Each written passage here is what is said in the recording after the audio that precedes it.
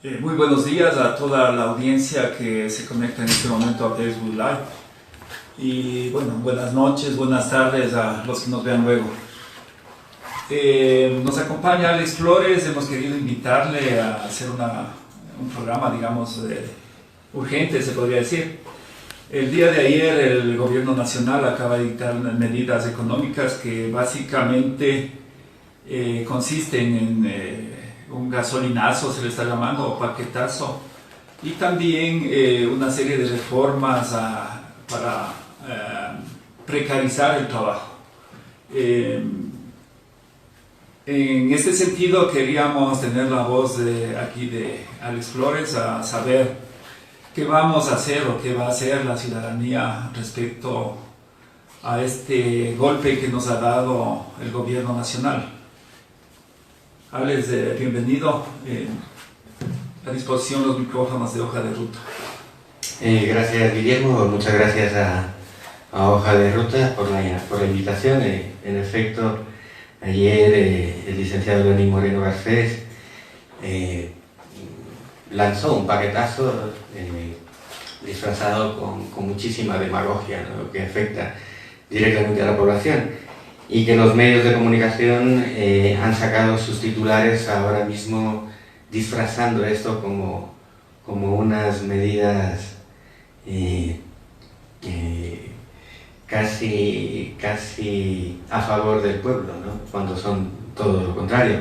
Basta solo leer el titular del Comercio, ¿no?, que dice: el IVA no sube, ¿no? Y se liberan los precios de gasolina y diésel. Ese es el titular que tiene el diario del Comercio aquí. Y es la manipulación de los medios de comunicación para los que trabaja Lenín Moreno y detrás de ellos los grandes grupos de poder. Alex, yo tengo aquí la información que justo me acaba de llegar. Dice: si hay alternativas, y la alternativa sería, según un estudio de la Unidad de Análisis y Estudios de Coyuntura de la Facultad de Ciencias Económicas de la Universidad Central. Dice el titular de este estudio: si hay alternativas, control a la evasión del impuesto a la renta, el IVA y el cobro de deudas tributarias generarían 7.700 millones al erario nacional, 7.7 miles de millones de dólares al erario nacional. Este es un artículo publicado por Jonathan Baez, quien estuvo aquí con nosotros el día lunes precisamente. Entonces, aquí, ¿qué opinas? O sea, al parecer, sí es posible haber hecho de otra manera el manejo económico del país, pero al parecer hay una clara intención de provocar una crisis, y bien sabemos que la crisis es en favor de alguien. Creo que tú puedes ayudarnos a definir quién se beneficia con las medidas que acaba de dictar el gobierno. Bueno, para empezar, se pierde de vista otros factores donde radica el inicio de la falta de ingresos por parte del gobierno, del Estado, ¿no? Mucho se habla y en efecto tiene mucha implicación esto, la condonación, es decir, el perdón de 4.500 millones de dólares a los grupos de poder. Tampoco se ha hecho nada con los 2.000 millones denunciados por el SRI, recuerda, sobre facturas falsas. Pero además olvidamos o perdemos de vista el decreto 449 de Lenín Moreno del 12 de julio del 2018, donde revierte lo que el presidente Rafael Correa en su momento hizo, que era el 80% de la explotación de petróleo en el país sea para el pueblo, para el Estado, y el 20% para las transnacionales. Ahí empieza toda la debacle fiscal del gobierno de Lenín Moreno, porque en el decreto 449, en el artículo 5, donde habla de las participaciones,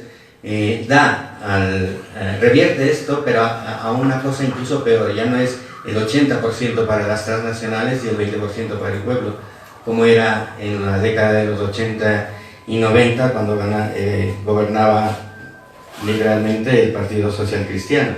Ahora es mucho peor, porque si se lee este decreto, lo que queda para el gobierno o para el pueblo es el 12,5, quedando para las transnacionales del 87,5 de la explotación de petróleo, de la venta de nuestro petróleo. Entonces ahí nace toda la coyuntura. Y evidentemente es un beneficio una y otra vez con todas estas medidas que benefician a los importadores, por ejemplo, en tecnología a Claro, a Telefónica, a las grandes cadenas, la favorita, y en definitiva a los grandes importadores, ¿no? En perjuicio de la pequeña y mediana empresa, que es precisamente la que genera empleo, ¿no? Entonces esto en definitiva beneficia a estos grandes grupos de poder, y en el caso de los préstamos del FMI, el licenciado Lenín Moreno a la plataforma Va por Ecuador no le ha respondido todavía un oficio, varios oficios, llevamos como más de 150, que nos diga en qué va a invertir el dinero del FMI, y no lo puede hacer porque básicamente existen dos grandes entidades en el mundo que prestan dinero, que es por un lado el Banco Mundial y por otro lado el Fondo Monetario Internacional, y el que presta para inversión, es decir, el que presta para lo que es la salud, la educación, la construcción de carreteras, construcción de hospitales, universidades, etcétera, es el Banco Mundial. El FMI no presta para inversión. Por eso es que Lenín Moreno no puede contestar ese oficio que le presentamos el 31 de mayo y que lo estamos presionando. Luego hay que también analizar que existen muchos intermediarios del dinero que llega del FMI al Estado ecuatoriano. Por ejemplo, hubo una noticia muy pequeñita que hablaba sobre 600 millones de dólares que emitió el FMI y que pasaron primero por el Banco de Guayaquil. Entonces los intermediarios del FMI se hacen multimillonarios, aun cuando no cobrasen interés, que sí lo cobran, pero eso es difícil a través de los movimientos de ingeniería financiera y sobre todo bursátil, descubrir a cuánto es el interés que cobran por ser intermediarios al Estado ecuatoriano. Por lo tanto, todos estos emporios que en su momento, en la década de los 80 y 90, vuelven a hacer esta jugada, tipo señor Jaime Nebot, en su momento León Férez Cordero, el Grupo Novoa, el Banco de Pichincha, Banco de Guayaquil, el señor Guillermo Lasso, etc., se hacen millonarios. Imagínate tener 600, 800 millones de dólares o 1.000 millones de dólares solo una semana sin hacer ningún... Claro, quien quiere ese dinero ya es una gran...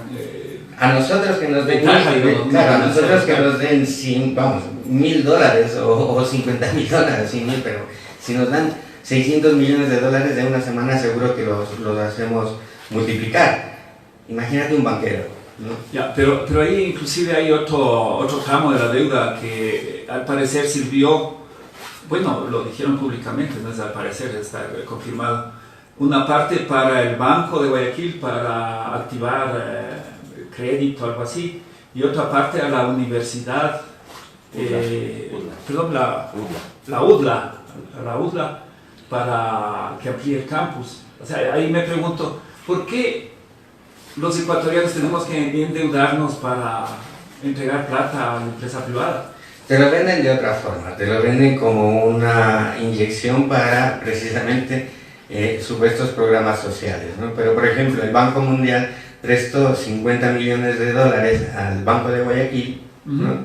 Y hasta ahí parece la cosa muy bien. La cuestión es que ¿quiénes somos los garantes de esos 50 millones? Claro, es deuda pública. Es deuda pública. Es igual que el anuncio que hizo después de la cadena de televisión ayer Lenín Moreno con la intervención de Richard Martínez, donde aclaró que esto del plan Toda una Vida, de la casa para todos y demás, era una inversión de 1.000 millones de dólares para construcción de vivienda a un bajo interés, supuestamente. Habría que ver los costos financieros, pero que es inversión privada. Eso en la práctica significa que detrás de eso está como garante de una ganancia privada, de constructoras privadas, tanto nacionales como internacionales, el Estado ecuatoriano, es decir, el pueblo.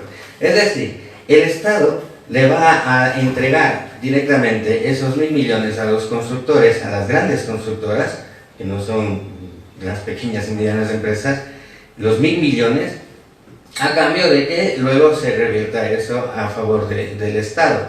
Pero, ¿y si no paga alguien esa hipoteca? O si se sobrevaloran las viviendas. O si quiebra, porque eso es lo usual, quiebra, entre comillas, quiebra el constructor, va al Estado y le paga, sea que haya vendido o no haya vendido, sea que haya construido o no haya construido. Esa es la trampa del modelo neoliberal, ¿no? O sea, Alex, al parecer la oligarquía ecuatoriana prácticamente se está llevando todos estos recursos en crudo y en cocinado, como se dice comúnmente.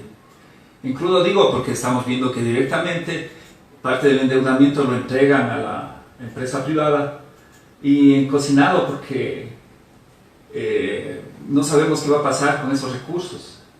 No, es que el propio licenciado Lenín Moreno no ha justificado en ningún momento para qué ha pedido. Ya actualmente estamos sobre los 30.000 millones de deuda externa.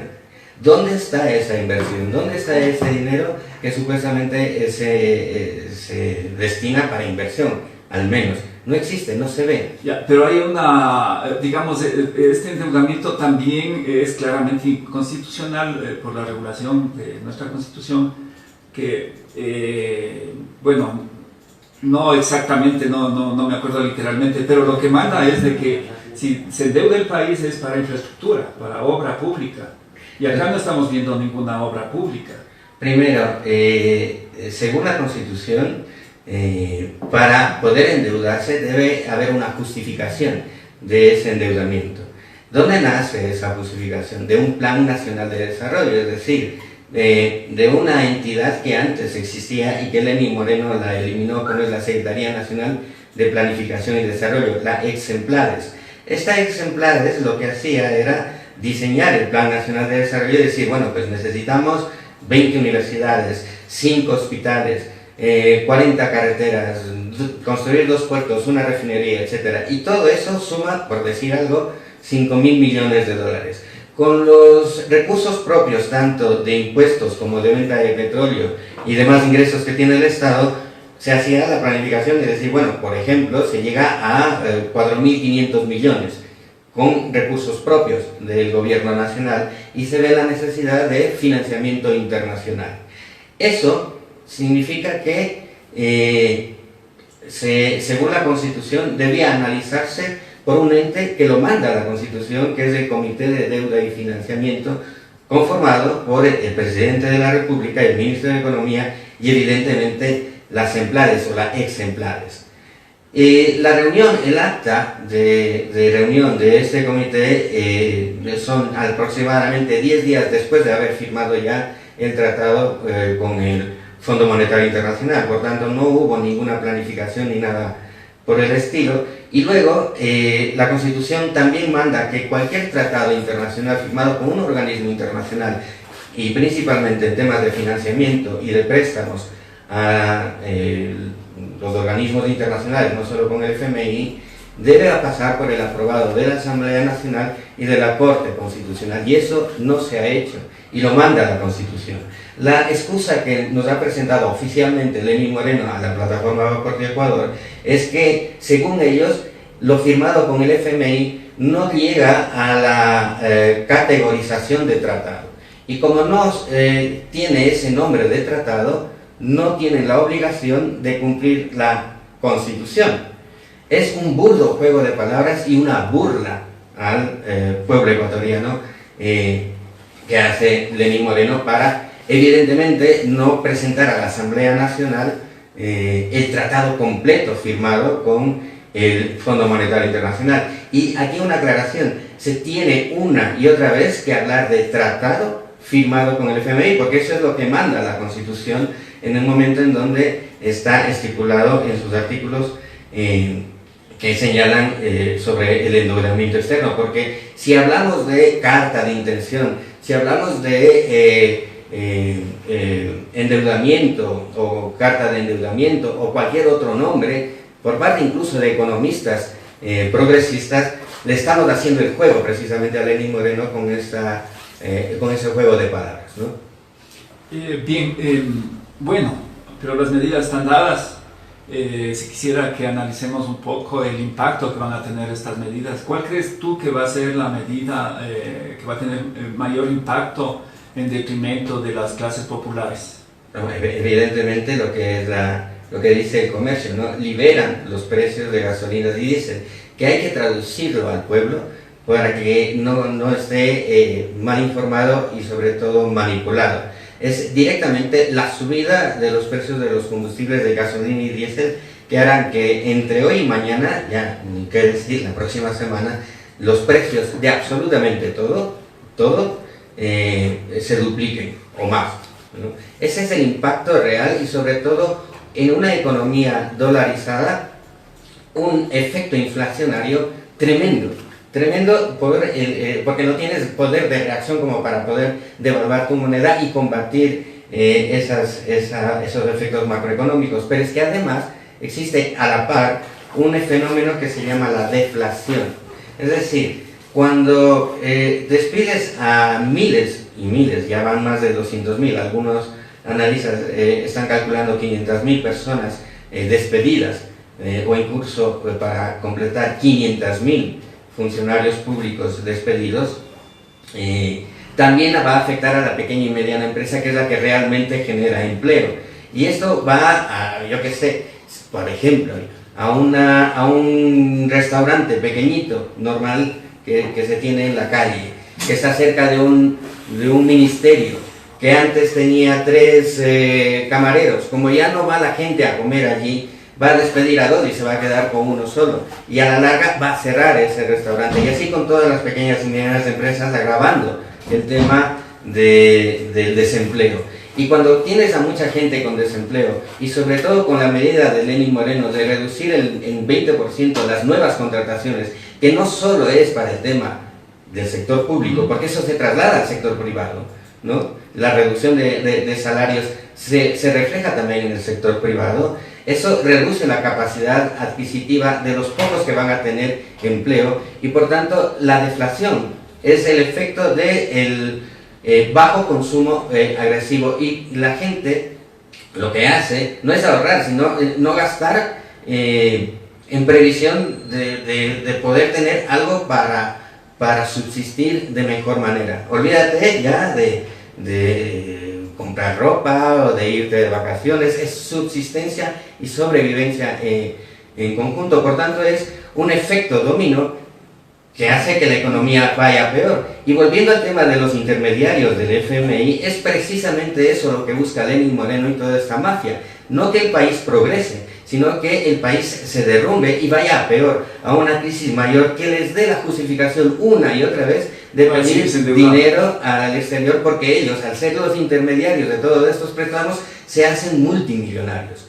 Eso hay que explicarlo a la población y es una de las razones por las que es urgente salir a las calles. Así es.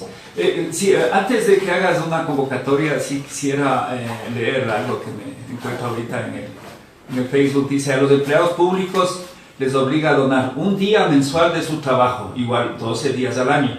Además les quitan 15 días de vacaciones. Entonces 15 más 12 igual 27 días.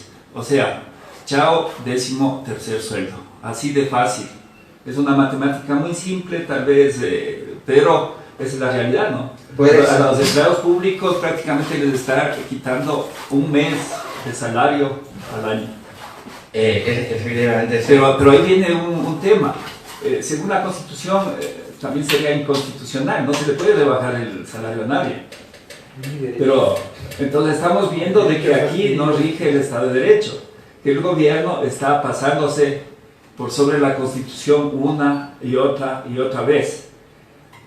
Por lo tanto, creo que, bueno, algo habrá que hacer desde la ciudadanía. En realidad es una medida demagógica para que la gente, el pueblo, avale estas medidas con un anuncio totalmente demagógico que evidentemente va en detrimento de los derechos ya adquiridos por parte de los trabajadores públicos. No se puede reducir su periodo de vacaciones, pero se olvida Lenín Moreno, ¿no? Termino con esto, se olvida Lenín Moreno que las vacaciones son pagadas. Claro. Entonces, vayas o no a trabajar, eso tiene que ser pagado. Así es. Por tanto, si reduces los 15 días, no hay ningún efecto fiscal real de ingresos, porque no es que te vas 30 días de vacaciones sin sueldo, no, esas vacaciones son pagadas. Por tanto, lo único que estás haciendo es ir en contra de los derechos ya adquiridos, pero no un efecto fiscal real, de decir, no, es que con esto me ahorro tantos 15 días de todos los trabajadores públicos, es falso. Y es una medida demagógica para que la gente avale, dices, no, sí, está muy bien. No, pero el otro escenario podría ser que esto lo mandan como tiene que pasar por la Asamblea para que no se apruebe. Y entonces ahí darle un cierto alivio y decir que hacerle quedar bien a alguien finalmente, porque dice, no, esto no pasó, no ven, ya luchamos y no ha pasado esta reforma, pero pasan las demás. Habría que ver cómo reacciona la Asamblea Nacional, porque tiene 30 días, pero recordemos que muchas de las leyes se han aprobado porque por el Ministerio de la Ley. Claro, porque no asisten los asambleístas justo en el momento de la votación. 30 días y se aprueba. No, ya cuando no se pronuncien. El presidente de la Asamblea Nacional va a tener que llamar a votación, tanto para aprobar como para rechazar. Pero ¿y si no están los asambleístas? Como no hay quórum, no hay la votación necesaria, pasa por el Ministerio de la Ley, que básicamente es dar el aprobado al Ejecutivo. Digamos, en un escenario muy optimista, digamos que a lo mejor no se aprueba la reforma laboral, la precarización del trabajo, pero las medidas en cuanto a la subida de combustibles, eso me parece que es un hecho, o sea, depende únicamente del Ejecutivo.